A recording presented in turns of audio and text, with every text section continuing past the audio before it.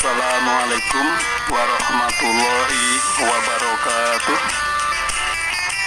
Alhamdulillahilladzi anzala ala abdihil kitaba wa lam yaj'alahu iwaja la ya'tihil batilu min baini yadayhi wala min khalfih tanzilum min hakimin hamid. Subhanaka la ilma lana illa ma 'allamtana innaka antal alimul hakim. Ikhwaniddin, kajian Majelis Taklim Nurul Huda yang insya Allah dirahmati oleh Allah Subhanahu wa Ta'ala. Kita jumpa lagi dalam kajian online malam hari ini. Senantiasalah kita bersyukur menghargai anugerah dari Allah Ta'ala berupa keberlimpahan kehidupan. Kita masih bisa bernafas dengan lega menghirup oksigen. Kita masih bisa minum air jernih yang sejuk, masih bisa makan makanan yang halalan thayyibah, dan juga diberi kesehatan, kesempatan, diberi kenyamanan, diberi kedamaian, diberi keselamatan, diberi ketentraman. Semua itu rezeki dari Allah, karena Allah Maha Luas dan Allah Maha Pengasih lagi Maha Penyayang. Kajian kita malam hari ini membahas tentang Allah, pertanyaan tentang Allah. Maksudnya ada pertanyaan yang menggelitik, yaitu sebelum Allah menciptakan semesta ini Allah ngapain ya. Kemudian setelah menciptakan kok prosesnya lama, wong Allah itu maha berkehendak ya. Ya, itu sebenarnya memang pertanyaan ini tidak perlu dijawab, karena pertanyaannya ini pertanyaan jebakan. Jadi karena sebab gini ya, yang namanya Allah itu kan, kita mengenal Allah itu kan suatu perjalanan spiritual. Jadi ibarat orang menjelaskan kata asin. Tulisan asin itu bukan asin. Ya, kata-kata atau suara asin itu bukan asin. Yang namanya asin yaitu harus garam, kemudian dijilat pakai lidah, itu baru merasakan. Ya. Jadi termasuk dalam kita mengenal Allah, ya, belajar spiritual mengenal Allah itu ibaratnya kita belajar renang. Kalau kita belajar renang hanya lewat WA, kemudian lewat kajian di masjid, ceramah, itu ibaratnya kita sekolah belajar renang hanya teori renang. Ini loh gaya kupu-kupu, ini loh gaya batu misalnya, atau gaya yang lain. Nah, tetapi yang namanya belajar spiritual, ma'rifatullah itu harus mengalami. Ibaratnya renang, ya mari ke kolam renang, kemudian kita diajari berenang di situ. Jadi bukan teori. Maka yang namanya din, ya, alam din, ya, din itu aturan sistem Allah, harus kita lihat, ya, kita alami, kita dalami, kita harus mendapatkan dengan kita berjalan sebagaimana Musa, sebagaimana Ibrahim itu mencari Tuhan seperti itu. Jadi kita harus berani menyelam. Dengan pengalaman spiritual itulah kita akan mengenal Allah. Karena kalau yang dijelaskan Allah itu bukan Allah, yang diterangkan Allah itu bukan Allah. Karena itu persepsi daripada orang yang menjelaskan. Jadi kita harus mengalami sendiri bagaimana bisa interaksi dengan Allah, mengenal Allah. Ibaratnya kita menyelam untuk mendapatkan mutiara, ya. Minimal kan kita mendapatkan kerang. Kalau kita hanya di pantai kan dapatnya kulit kerang. Kalau kita sudah ke dalam dapat kerang, kemudian ada isinya, syukur-syukur dapat mutiara. Maka disitulah kita dalam beragama ini jangan sampai hanya kulit syariat. Karena ayatnya itu seperti buah kelapa. Kalau kita cuma membaca tulisan, ya itu namanya kita baru mendapat kulit kelapa, itu serabut dan tempurung. Harusnya kita masuk ke dalam, ya, itu mendapatkan kelapanya, mungkin juga air kelapanya, apalagi bisa masuk ke dalam lagi, kita bisa mendapatkan santan dan minyak, di mana minyak ini yang tadinya mentah bisa matang menjadi enak. Nah, itulah gambarannya. Maka kalau kita menjelaskan Allah ya dengan pertanyaan seperti itu, kenapa kok menciptakan pakai proses-proses segala, kok lama Bang Allah? Kalau tidak pakai proses ya namanya cipta langsung dihancurkan kan, begitu kan, namanya tidak ada lakon, tidak ada cerita. Maka sebetulnya Allah ya, yang Allah itu secara konsep ya memang realitas keberadaan. Allah itu yang zahir juga yang batin. Dan Rob ya, perbedaannya dengan Rob itu adalah hukum atau kausalitas secara konsepnya. Maka marilah kita lihat beberapa ayat yang berhubungan dengan kita membahas eksistensi Allah. Kita lihat seperti perjalanan Musa ya. Ya nun sewu, ini maaf, mungkin kita membahas ini nanti ya, kalau durasinya 17 menit ya mungkin bisa 3 kali atau 4 kali ya. Nah, karena kalau tuntas mungkin ya tidak bisa kita memahami secara parsial, tapi kita harus memahami secara holistik dan proporsional. Teman-teman yang berbahagia, dalam surah Al-A'raf ayat 7 ya, di situ sudah dijelaskan ya, a'udzubika min hamazatis syayatin wa a'udzubika rabbi an yahdurun. Walama ja'a Musa, dan tatkala Musa datang ya bermunajat li mikotina wa kalamahu, dan waktu itu telah ditentukan ya, dan telah Allah firmankan kepadanya Robbuhu, Robnya ya, di sini limikotina wa kalamahu Robbuhu. Jadi untuk apa di situ? Yaitu untuk mikot. Kemudian kalam Robbuhu. Lah ini kuncinya di Rob sini ya. Musa datang bermunajat kepada kami Allah, maksudnya pada waktu yang telah kami tentukan, dan Tuhan berfirman kepadanya, pada Musa ya. Firmannya apa nanti ya kita lihat, tapi Musa berkata dulu, qala Robbi arini ya angzur ilaika. Ya Tuhanku, nampakkanlah diri engkau kepadaku agar aku dapat melihat engkau. Kemudian qala, Tuhan berfirman, lantaroni walakin angdur ilal jabal. Kamu sekali-kali tidak sanggup melihatku, tapi lihatlah ke gunung itu. Angdur ilal jabal. Fa'inis takorro makanahu, maka jika ia tetap di tempatnya sedia kala ya, kalau tempat jabal itu masih tetap di tempatnya, fasaufa taroni, maka ya kamu akan melihatku, dapat melihatku. Falama tajala, maka ketika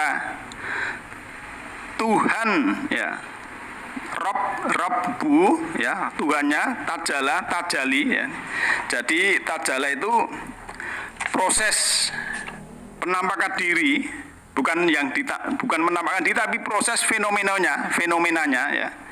Jadi nanti kita bahas dari fenomenanya. Jadi yang ditampakkan kepada Musa adalah penampakan proses fenomena. Jadi kalau kita melihat ya, analoginya begini. Kalau aro itu melihat dengan berpikir ya, aroni tadi. Tapi kalau angdur itu memperhatikan, suruh memperhatikan pada jabal itu. Jadi misalnya fenomena yang bisa dirasakan tapi tidak bisa dilihat. Contohnya itu ada angin puting beliung, angin kenceng banget ya. Kita bisa melihat angin. Dari apa? Ya kelihatan dampaknya. Ada pohon yang patah ya, ada seng atau apa yang terbangan dan lain sebagainya. Ya, itu namanya kita bisa merasakan tapi kita tidak melihat. Nah, anginnya yang mana kita lihat, tapi dampaknya ada kan begitu.